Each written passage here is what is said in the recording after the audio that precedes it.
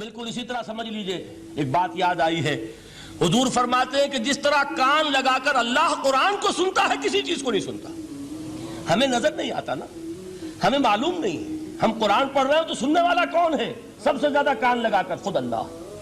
یہاں اس لیے مجھے یاد آیا کہ ابو موسیٰ اشعری کو کیا پتا تھا کہ کون سن رہا ہے. وہ اپنی کیفیت میں نماز میں تہجد میں قرآن کی تلاوت کر رہے تھے، اور ظاہر بات ہے ان کے گھر ایکڑوں میں بنے ہوئے نہیں تھے، ایک ایک کمرہ، ایک ایک کوئی حجرہ، ایسے ہی تو گھر تھے نا صحابہ کے. لہذا حضور پاس سے گزرے، آواز آئی، کافی دیر سنتے رہے. اس کے بعد آپ تشریف لے گئے، صبح فجر میں ملاقات ہوئی تو حضور نے تحسین کے انداز میں فرمایا، یا ابا موسیٰ انک قد اوتیت مزمارا من مزامیر آل داؤد. اے ابو موسیٰ، تمہیں تو آل داؤد کے سازوں میں سے ایک ساز اللہ نے عطا فرما دیا ہے.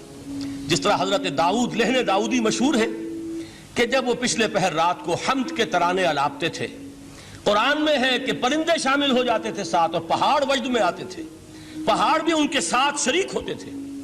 تو جس طرح کا اللہ نے ان کو لہن عطا فرمایا تھا، حضور نے تحسین کے انداز میں فرمایا ہے ابو موسیٰ اشعری، اللہ نے تمہیں بھی آل داؤد کے سازوں میں سے ایک ساز عطا فرمایا. بہرحال قرآن مجید کا جو یہ میوزک ہے، قرآن کے الفاظ کا جو حسن ہے، جہاں تک حسن معنوی ہے وہ تو ہر لفظ میں ہے، لیکن یہ حسن ظاہری، حسن صوتی، حسن لفظی، یہ اپنے کلائمیکس پر آپ کو نظر آئے گا سورہ رحمان میں. لیکن قرآن میں یہ سورت اس اعتبار سے بھی ممتاز ہے، اس کی 4 آیات پر ذرا توجہ کریں گے، عجیب حقائق سامنے آئیں گے. جہاں یہ قرآن مجید کے حسن صوت اور حسن لفظی کی معراج ہے، وہیں اس کی پہلی 4 آیات میں 4 چوٹی کی چیزوں کا ذکر ہے، سب سے اونچی چیزیں. پہلی آیت کیا ہے؟ الرحمن. ایک آیت ہو گئی. رحمان کیا ہے؟ اللہ کا نام ہے. کبھی آپ نے غور کیا اللہ کے ناموں میں سب سے پیارا نام کون سا ہوگا؟ رحمان. کیوں؟ اس کا مادہ کیا ہے؟ رحمت. ہمیں سب سے بڑھ کر جس چیز کی ضرورت ہے وہ کیا ہے؟ رحمت خداوندی. نام اچھی طرح سن لیجئے اس حضور کے قول کو. حضور فرماتے کوئی شخص جنت میں مجرد اپنے عمل کی بنیاد پر داخل نہیں ہو سکے گا جب تک کہ رحمت خداوندی دستگیری نہ کرے. کسی صحابی نے بڑی ہمت اور جرأت کا ثبوت دیا کہ پوچھ لیا، کیا حضور آپ بھی؟ جب آپ نے فرمایا کوئی شخص داخل نہیں ہو سکتا جنت میں محض اپنے عمل کی بنیاد پر جب تک کہ رحمت خداوندی جو ہے وہ دستگیری نہ فرمائے. پوچھا گیا کیا آپ بھی؟ آپ نے فرمایا ہاں میں بھی. آپ اندازہ کیجئے کہ اگر محمد الرسول اللہ بھی رحمت خداوندی کے ضرورت مند ہوں تو تاب دیگراں چہ رسد، ہماری تو سب سے بڑی ضرورت رحمت خداوندی ہے. اب یہ رحمت جو ہے قرآن مجید میں اللہ تعالیٰ کی یہ شان 2 الفاظ کے ذریعے سے آتی ہے، رحیم اور رحمان. اور کوئی مادہ نہیں ہے جس سے 2 نام بنتے ہوں اللہ کے، لیکن یہ مادہ ہے واحد رحمت کا کہ جس سے رحمان بھی ہے رحیم بھی ہے. رحیم صفت مشبہ ہے، رحمت دائم ہو جائے گی، مستقل ہوگی تو رحیم کہیں گے. اور رحمان، اس میں رحمت کی ہے وہ شان ہے کہ جیسے ٹھاٹھے مارتا ہوا سمندر ہو، ہیجان کی کیفیت، طوفانی کیفیت، رحمت خداوندی کا طوفانی جوش، وہ ہے رحمان. آپ تو رہتے اس علاقے میں ہیں، آپ کو معلوم ہے عرب اگر بھوکا مرا جا رہا ہو تو کیا کہے گا؟ انا جوعان. پیاسا مرا جا رہا ہو انا عطشان. بہت غضبناک ہوگا غضبان. غضبان آصفہ قرآن میں آیا ہے، بہت غضبناک. رحمان جس کی رحمت جو ہے جوش میں ہے، ٹھاٹھے مارتے ہوئے سمندر کے مانند. تو یہ اللہ تعالیٰ کے ناموں میں سب سے پیارا نام. اب آگے چلیے. الرحمن علم القرآن. رحمان نے قرآن سکھایا. رحمت خداوندی کا سب سے بڑا مظہر، رحمان کی رحمانیت کا سب سے بڑا مظہر قرآن ہے. ان میں جو منطقی ربط ہے اس کو سمجھتے جائیے. اچھا آپ یہ سوچئے، جو علم بھی انسان کو حاصل ہوا وہ کس نے دیا؟ اللہ نے. سائنس کا علم کس نے دیا؟ اللہ نے. علم آدم الاسماء کلہا. وہ علم الاسماء جو حضرت آدم کو دے دیا گیا تھا ازل میں، یہ اسی کا ظہور ہے، یہ اسی کی ایکسفولیشن ہے جو ہو رہی ہے اور ہوتی رہے گی ابھی. اور دوسرے علم ہے وہ کس نے دی؟ اللہ نے دی. لا یحیطون بشیء من علمہ الا بما شاء. مخلوق میں سے کوئی اللہ کے علم میں سے کسی شے کا احاطہ نہیں کر سکتا مگر وہ جتنا اللہ دینا چاہے.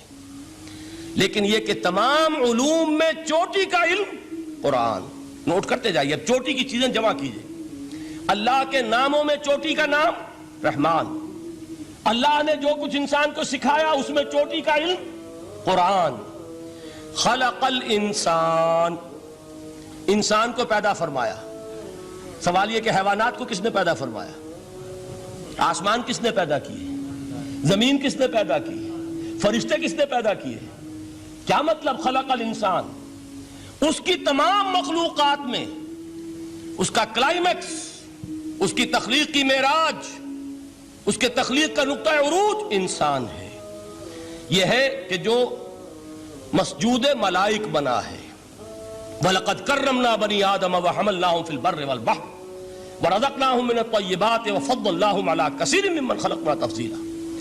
تو تخلیق میں سب سے اونچی تخلیق انسان کی، علموں میں سب سے اونچا علم قرآن کا، اللہ کے ناموں میں سب سے اونچا نام رحمان. اب آئیے چوتھی چیز، علمہ البیان، انسان کو بیان کی صلاحیت عطا فرمائی.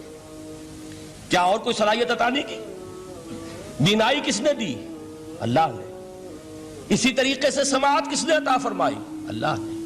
کتنی فیکلٹیز ہیں، کتنے ایکسٹرنل آرگنز ہیں سینس کے، کتنے انٹرنل سینسز ہیں جو اللہ نے دیے ہیں.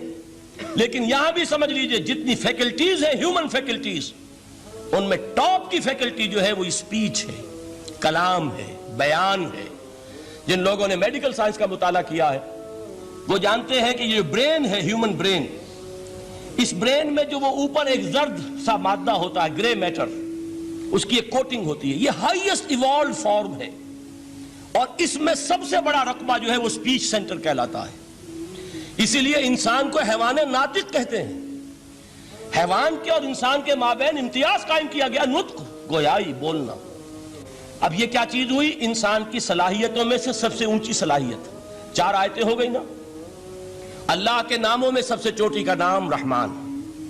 اس نے جو علوم پیدا کیے ان میں چوٹی کا علم قرآن. اس نے جو مخلوقات پیدا فرمائی ان میں چوٹی کی مخلوق انسان. انسان کو جو صلاحیتیں اور استعدادات عطا فرمائی ان میں چوٹی کی استعداد بیان. جمع کیجئے نتیجہ کیا نکلے گا؟ وہ نتیجہ ایک حدیث نبوی کی شکل میں سامنے آتا ہے. پہلی حدیث میں نے یہی پڑھی تھی. اس کے راوی کون ہے؟ عثمان ابن عفان. میں حیران ہوتا ہوں وہ قافیہ یہاں بھی موجود ہے. رحمان قرآن، بیان انسان، عثمان عفان. باپ کا نام بھی اسی وزن پر ہے، عثمان ابن عفان. عن عثمان ابن عفان رضی اللہ تعالی عنہ قال قال رسول اللہ صلی اللہ علیہ وسلم. حضرت عثمان شہید مظلوم ذو النورین رضی اللہ تعالی عنہ فرماتے ہیں کہ اللہ کے رسول صلی اللہ علیہ وسلم نے فرمایا خیرکم من تعلم القرآن وعلمہ. تم میں سے بہترین لوگ وہ ہیں جو قرآن سیکھیں اور سکھائیں.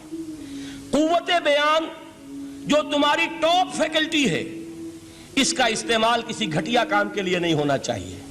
دیکھیے اردو میں محاورہ ہے کہ توپ سے مکھی نہیں ماری جاتی. توپ بنائی گئی ہے کسی بڑی شے کے لیے، مکھی مارنے کے لیے توپ استعمال نہیں ہوتی. یہ قوت بیان جو ہے، جو ٹاپ موسٹ فیکلٹی ہے ہیومن، جو فیکلٹیز ہیں ان میں سے، اس کا استعمال بھی ٹاپ موسٹ ہونا چاہیے. قرآن کو بیان کرو. وہ جیسے کہ علامہ اقبال نے کہا ہے، بلکہ غالباً ان کے قبر پر آس پاس جو اشعار لکھے ہوئے ان میں سے ایک یہ بھی ہے: اگر یک قطرہ خونداری، اگر مشتے پرے داری، بیابامن تو آموزم طریق شاہ بازی را. اگر تمہارے اندر ایک قطرہ بھی خون کا ہے اور مٹھی بھر بھی پر اگر اللہ نے دیے ہیں تو میرے پاس آؤ کہ میں تمہیں شاہبازی کے طریقے سکھاؤں. اسی طرح جان لیجئے اگر اللہ نے قوت گویائی عطا فرمائی، اگر اللہ نے تمہیں حیوان ناطق بنایا، اگر اللہ تعالیٰ نے تمہیں یہ صلاحیت عطا فرمائی، اس صلاحیت کا مصرف دنیا کو نہ بناؤ، اس صلاحیت کا مصرف اللہ کے کلام کو پھیلانے پر اس کو صرف کرو. هي الحلقات تحفظني بآيات من القرآن، هي الحلقات تملأني بحب المصطفى العدنان.